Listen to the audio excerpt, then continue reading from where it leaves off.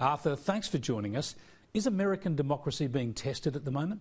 American democracy is always being tested. It's in the nature of a democracy. A democracy tries to bring various groupings, tribes together. The Americans have done it better than most, and while, you know, people look at the streets and they say, oh, there's protests or this or that, this is actually the way that a democracy works. It's the pressure cooker, the steam valve being let out, and the pressures come out. The thing that impresses me about the US, and it's been reinforced in the time I've been here, is that throughout its history it's had challenges and difficulties, but the nature of its institutions means it can adapt, and it has adapted. So I'm quite optimistic about the capacity of the US to continue to reinvent itself and to be resilient. Nonetheless, like you, I've been back and forth to DC for many years, and I've never seen downtown Washington buildings being boarded up before, or the White House essentially walled off from tourists and locals alike. It shows that there's a lot of concern about possible violence.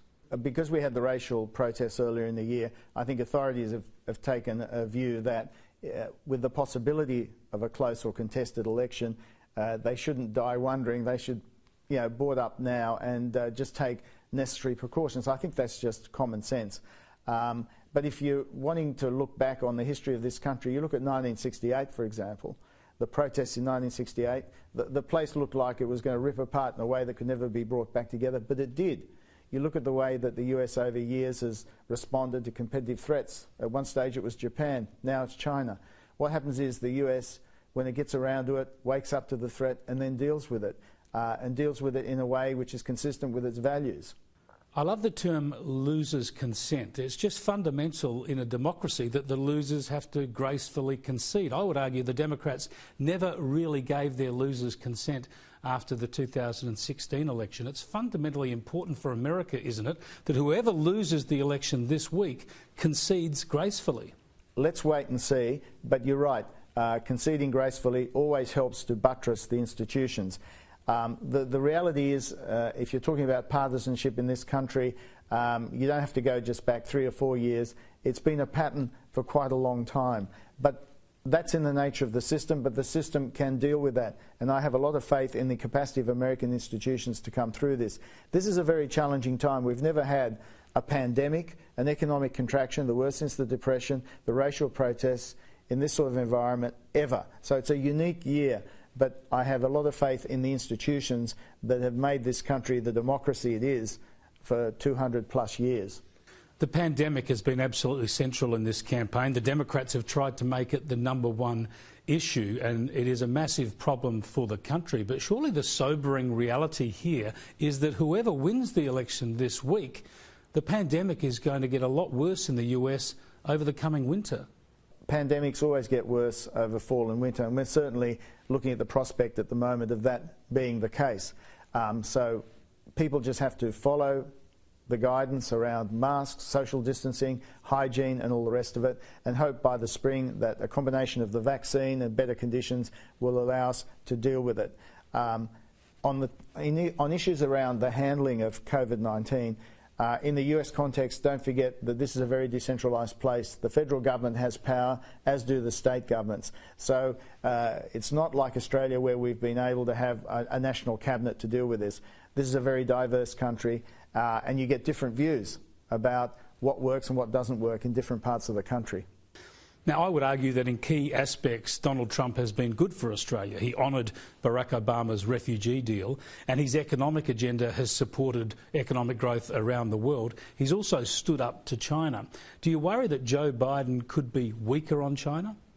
What we found working here in the States, what I found when I got here, is across the aisle there's a very strong regard for Australia. So the idea of the US working with Australia is one which is ongoing. It has a history. It's organic. It's not forced. So whether it's Trump 2.0 or a Biden administration, I think we can look forward to continue to working with them. On the issue of China, I found dealing with the Congress, there's a very strong bipartisan consensus on the need to deal with China.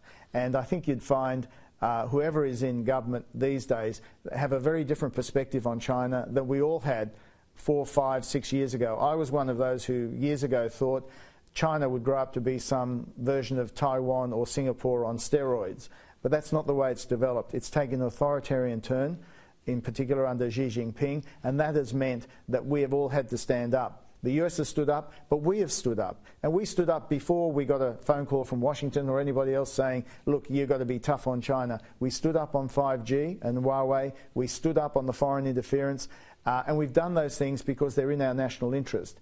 And we've done it on a principles basis. We don't say we do it just because it's China. We do it because there are certain principles, and those principles go to our national interest. So whether it's those matters I mentioned, whether it's democracy in Hong Kong, or having an international agreement about the future of Hong Kong, whether it's about human rights in China or elsewhere, we stand up on the principle. The South China Sea is another example. So after Tuesday or Wednesday or however long it takes for the legal challenges to play out, who wins the election? I'm not going to give you a bet now. Come back and talk to me on Monday and I'll slip you a piece of paper with my potential prognostication. And the reason for that is that this is a very dynamic campaign.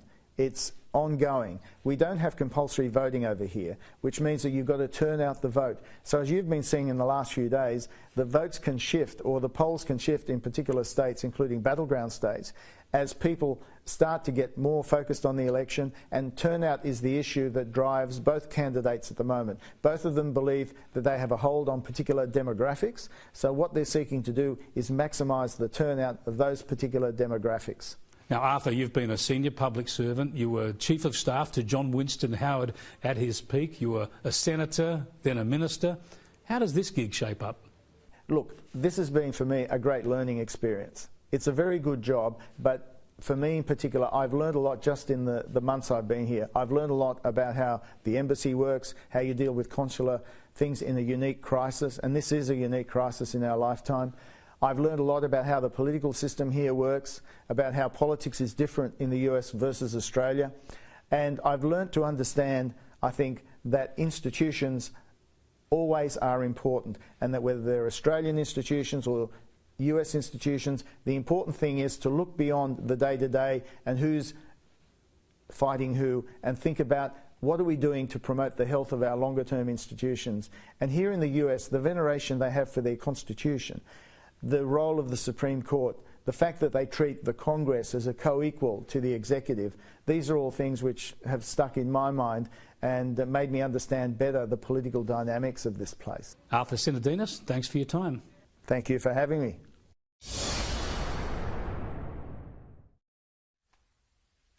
Arthur Sinodinos has only been in this job for 8 or 9 months. It's been a dramatic period and there's plenty more drama to come.